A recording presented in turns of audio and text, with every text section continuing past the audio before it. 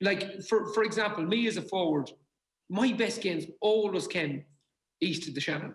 They always came out of Connacht. Like, they never came at home, because for an inside forward, Paddy will tell you. 100%. Jesus. Top of the ground, you're turning, you're twisting. Like, you look at Kilkenny last week, he can't get away from his man the way he wants to. Con isn't getting the freedom. Scully isn't getting the freedom.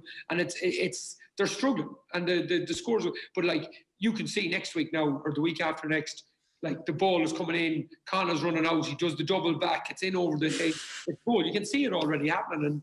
And for me, for the game to grow in Leinster, Dublin, like, them games, like down in Wexford, like, you heard the cheer from the Wexford fans. Like, well, how many fans? 200 to 500 people. And 500, I think. Yeah, it was like if they were winning the game at halftime. Like, they hadn't scored since about the 8th minute. And they lifted the roof. Like, it was amazing. For them players, like, you want them to go into the gym. You want Roche wants them to go into the gym in November, December, or from now, to be honest, into the gym. Yeah. Like, you remember them things. You remember that cheer. You remember the appreciation the people had for you going in. And to me, it was a real special moment. I was a bit pissed off, to be honest, with the Sunday game, that they joined the game at 2 points all. You know, poor old Wexford, like, they went 3-2 up, like, you know, show their first 3 points to show the people that these Wexford guys can actually play the game. They're there to compete. But for Division 4 sides, Antrim and themselves, to put up such a good showing, again, it's not pandering to them or anything like that. Enda McGinley, Shane Roche, these guys should get a pat on the back. The way that their team's conditioned and ready to play was great to see for the championship. Yeah, so that is Andy Moore in there last week speaking about Wexford's performance against Dublin in the Leinster Championship on the latest episode of the Football Pod with Paddy and Andy. Episode 10 is out this Wednesday.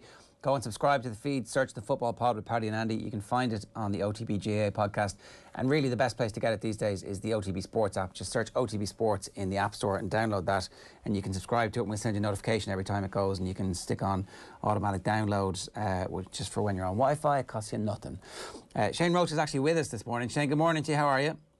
Good morning. Hope all is well. Is it hard to listen to how well you did when actually you're out of the championship, or is it a good sign that things are going in the right direction for you? How do you feel now about hearing something like that from Andy Moran?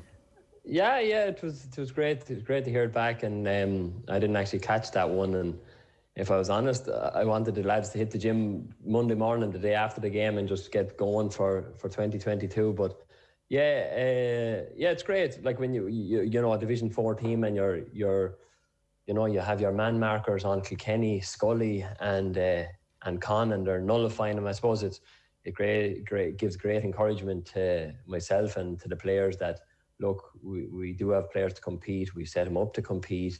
We spoke about not just going out there to run around with them, and you know, the handicap being 24 points, and just you know, Dublin saunter to that. We would have played on the fact it was in Wexford Park. It's always windy in Wexford Park, and to make their stay in Wexford as uncomfortable as possible.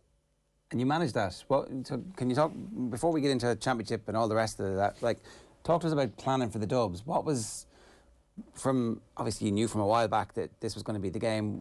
How do you build that plan? What are you looking for? And what weaknesses have you seen, if any, in that group? Yeah, I suppose, you know, like leading into the Wicklow game, that was the biggest game of our year. It was potentially, you know, our first opportunity to win a championship game for 7 years in Leinster. So we had done very little, I suppose, on Dublin. It was always around Wicklow, and then after that game, I suppose you have the attitude. You've succeeded in what you've set out to do in beating Wicklow and getting that monkey off the players' back. But as the week went on, and I would have spoke to the players, and even here in the house, my wife Carmel, she was saying, God, you're nearly worse than you were last week, because the more people I met, the more they were saying, isn't it great you're playing Dublin, you should give it your best shot. That sort of attitude was kind of probably within the county, and I was hoping that wasn't going to seep into the group. And I suppose I got more I suppose aggressive towards the end of the week, that this wasn't what I wanted for the Wexford players, that we were going to just be happy to be playing Dublin, that I wanted them to come down and I wanted us to put our best foot forward. I would have said after the game, we'll show them the respect that they deserve. And probably what I meant by that was to give them one hell of a game, to set up how we wanted to set up and test them in different areas. But, and, you know, and for large parts of the game we did, and I watched the game back a couple of times, and there was opportunities where we could have, after the first water break, we gave the ball away and straight away they scored from it. You know, if we were a little bit more composed, it could have been tighter at half time, and in the second half, you know, they pulled away in that between the second half and the water break. I suppose, yeah, do they have any weaknesses? I suppose we would have, as I said, played on the fact that it was Wexford Park.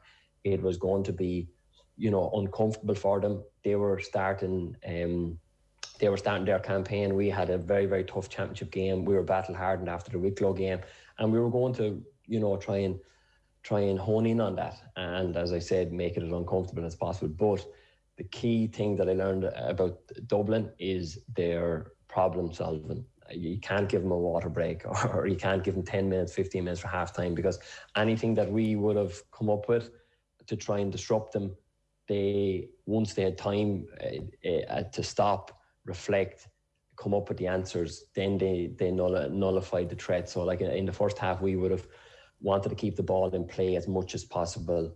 We wanted high octane football. The water break comes to get a bit of a reset.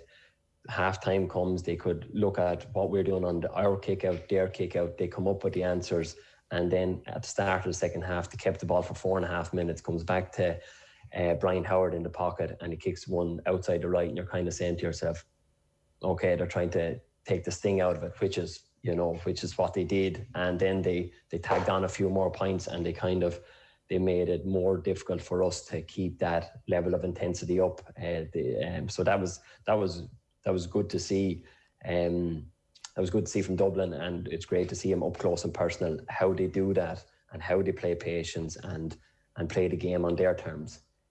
So if you had to play the game in the morning again, Shane, what would you do differently than having watched it back multiple times?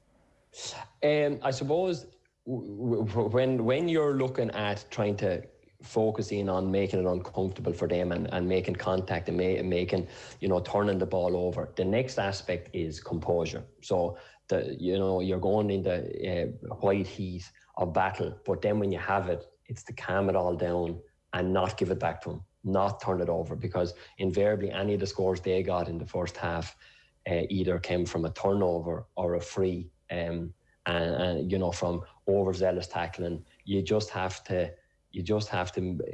when you have the ball, you have to try and keep it. You have to play it on your terms, and that's probably a key aspect. We would have had maybe 2 or 3 balls in the middle third, and we tried to force a kick pass inside. I think 2 went out over the sideline, line ball down the far end of the field, score, where we've turned them over. Now let's play patience with them and play our game, that's all the focus for us was. Everyone's talking about Dublin. Everyone's talking about, you know, what they're at and who they have. But for me, it was all about, look, we're not going to deviate from our plan, how we set up, and the game we play. And that's, you know, that's probably an aspect, a little bit more composure in front of goal. And when we had the ball was probably the key aspect that I'd focus on if I had it all back again. It's interesting that you mention them with free kicks, and if you give them an opportunity, if you're tackling overzealously, that's the opportunity. What about when they had the ball at the tee, Shane? Because like you're getting a close-up version of Dublin in the championship without Cluxton. Is it different to what you expected? Well, look, realistically, we would have spoke about not overly committing to, you know, pressing their kick out, because I think, you know, the majority of the time they're going to retain their ball anyway. So for us, if we commit a 12-man press and Comfort goes over, you know, like they did last year against Meath, Conor Callaghan gets it, a goal, we're out of the game. Where we were happy enough to maybe allow them win it as close to their goal as possible, and then for us to stay in the game, they had to then come through us, try and turn the ball over, and then hit them with that. But like their movement on kickouts. I know we talk about various goalkeepers, but their movement on kickouts, how synchronized they are on kickouts, and then the range of kicking from Evan Comerford. You know, for me, in 1 week, trying to come up with a 12-man press, 9 people doing it, 3 people doing something different. Dublin will hone in on that and punish you, which will be invariably with a goal up the far end. So we just kind of said, what's the lesser of two evils? Okay, they're going to win it anyway, but maybe the best thing is that they win it as far away from our goal as possible, and you know, make it as difficult as possible to get up to our scoring zone or their scoring zone. In terms of your own identity and your style of play, how easy has it been for you over the last period of time to get that into the players and just communicate that, practice it, hone it, get good at it? Yeah, like I suppose like we would have. Everyone's talking about the lockdown, but for me as a young manager, kind of trying to figure out what way I wanted to go about it, what way I wanted Wexford to play. I suppose there was a lot of time for planning. We did various Zooms, and it kind of gave me personally and the management team, it gave us great time to get everything together. And then when we met through, as I said, Zooms, that we could iron out how we wanted to play. Like if it turned around and there was no lockdown and we were straight away into National League football, I'd say we wouldn't be as set as we were. But we used the time wisely to plan.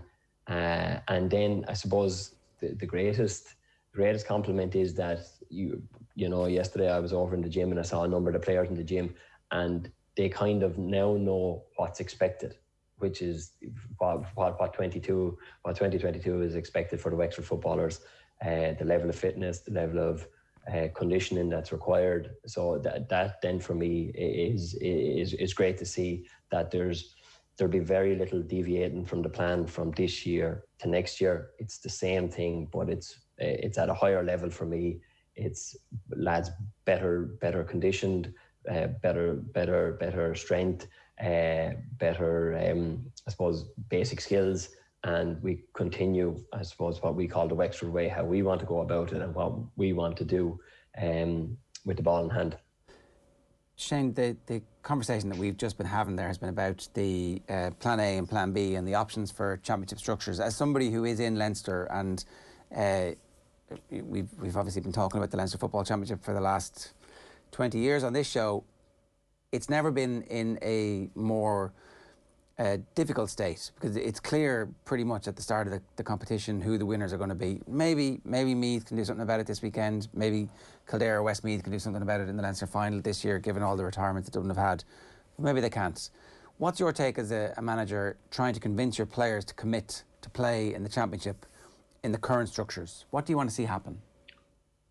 Yeah, I suppose the key to, I suppose everyone is saying it, is games, more games, and then the other aspect, you know, just listening to all the games over the weekend, it's whatever proposal, and look, it's going to be proposal B. A proposal A for me isn't going to be a runner.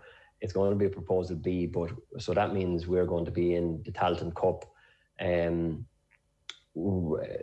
So basically, how are we going to market that? How are we, as I always say to the group, we're the standard bearers for Wexford football. So when our time has passed as Wexford football, where have we left it? So the youth out there that are looking, the kids that I teach in school, you know, are we selling a product that they want to play football for Wexford? And like days against Dublin, you know, that whets the appetite. A success against Wicklow, but it really is, are these games going to be televised? Are the likes of Martin O'Connor, Gavin Sheehan, Owen Porter, Mark Ross, are they going to be household names known around the country, or are they going to be, you know, kind of pushed off to the side for obviously the more elite teams that will be playing in the All-Ireland series? So games is the key, but then obviously what way are we going to get the games out there for the public to watch them, to get into them, and to make it attractive, to the Tailteann Cup to be attractive. Like, can we match it up with I think someone spoke over the weekend about matching the fixtures up with All-Ireland quarterfinals, All-Ireland semi-finals, or maybe playing the Tailteann Cup final on the same day as the All-Ireland football final, and make it, as I said, make it more attractive to be part of that. Because within Wexford, obviously we have in Leinster, we have Dublin, but obviously within our own county, there's between hurling and football, and trying to get players, underage players at minor level, to either be dual players or be football only players. And at the minute, and under 20 level as well, at the minute, obviously, with the success that Davy and the hurlers have had, their guys are willing now to be maybe on a minor hurling panel, not even the team, or a under 20 hurling panel, rather than potentially be on an under 20 or minor football team. And that's where we're at the minute. And I suppose that's my key, is that we, as the senior team, are out there, and people are saying, God, like, I want to play football for Wexford. That would have happened with me in the 2004, 2005, around that era, where the football was coming strong. The hurlers at that time, I don't think they'd played a Leinster or a championship game in Croke Park for 7 years. So football was on the high, and the majority of the kids around and were wanting to play football for Wexford. So that's the key for me, is that whatever we're doing, or whatever proposal or structure we're in, that we are representing the Wexford football the best way. And obviously, the way it is, the Sunday game soundtrack comes on, you want to be on that. You want to be seeing players getting nominated for All-Stars. You want to see it be in the media a lot, and that's what kids are probably swaying towards. The Wexford hurlers this year play Laois, and then straight into Croke Park to play Kilkenny, and that's a draw in itself, let's say.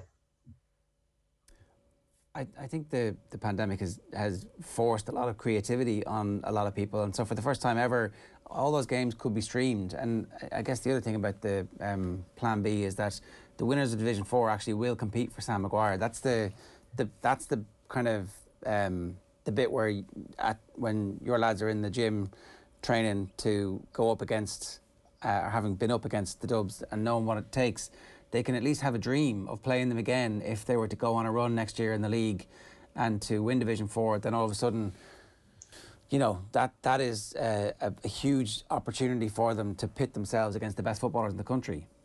Yeah, no, you're dead right. And like the key for our goal is obviously the division. We're in Division 4 at the minute, but get it as high up the divisions as possible. So obviously that means getting promoted, or and then into Division 3.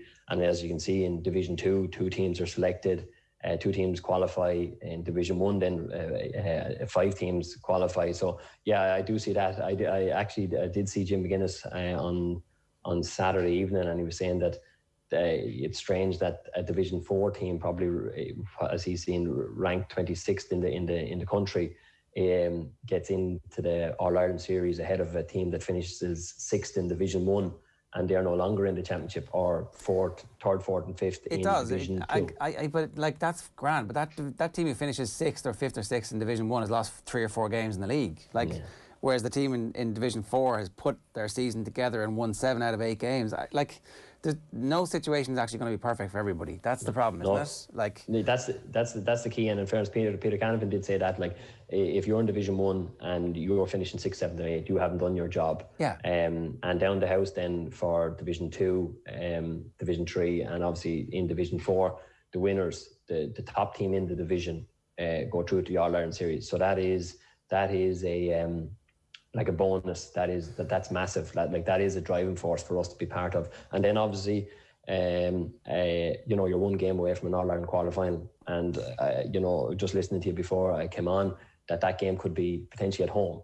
And that's then like in the NFL, and that's even bigger. Like you have a preliminary round for the All-Ireland quarter-final at home in Wexford Park, full attendance. You're like, that then is serious motivation for our boys and for Wexford football, and everyone within Division 4 to have their house in order and hit the ground running. Because obviously with 1 team qualifying, where in National League normally it's 2 teams go up, but it's only the top spot is key, and like that's massive motivation for the boys hitting the gym, running programs. That could be something. Playing an All-Ireland quarter-final in Croke Park, would be massive. In terms of you having an influence over this, it's actually really important that although Jim McGuinness is on TV and has been an All-Ireland winning manager, that your voice is heard as much. Are you talking to the county board about how the county is going to vote when this happens? Is that like, I know it's not actually part of your job, but really, if this proposal does get through, it's a quantum leap, or a potentially quantum leap forward for the teams in Division 3 and Division 4. And like I know lobbying politicians in the GAA, it's not sexy and it's not cool. But are you ready for it? Is it something you want to do? Yeah, look, as I said, I'm the manager of the Wexford football team. I'm the standard bearer. So what happens both on and off the field in relation to Wexford football is paramount to me. So I would be chatting to Micheál Martin about what is the best fit for us as a county, and that is obviously for me proposal 2, more games, an opportunity to play in an All-Ireland series, or then next more games in the Tailteann Cup against teams in around Division 3 and Division 4. So I'd speak regularly to him. We would have, I suppose the managers would have had a Zoom on updating us on this a number of months back, and it was the first time that I would have sat down and that this was actually going to affect me and affect the players, the current players of Wexford. A lot of these things are spoke about, but it's in 4 or 5 years' time or whatever. But this is coming down the tracks and it's coming down fast. So, like I would, it's important that it's what's best for Wexford football. That when our time is up and when we've moved on as a management team or as players, that we've left this in a better place, and that's the key thing for me. So I would be in contact saying this is what we need to do for us for the development of football in Wexford. Shane, in general, just before we let you go, you mentioned there I guess not just the external issue of having Dublin in your province, but obviously the internal, not battle with hurling, but the existence of hurling, the reality that hurling is in the ascendancy still at the moment in Wexford. How have you found that specific battle? Is it a battle for you from what you found as being senior football manager? No, absolutely not. No, it's no battle at all. It's like I'm fully aware that we're hurling county, that all our top senior football teams would probably do 50-50 training for hurling and football, or maybe even more.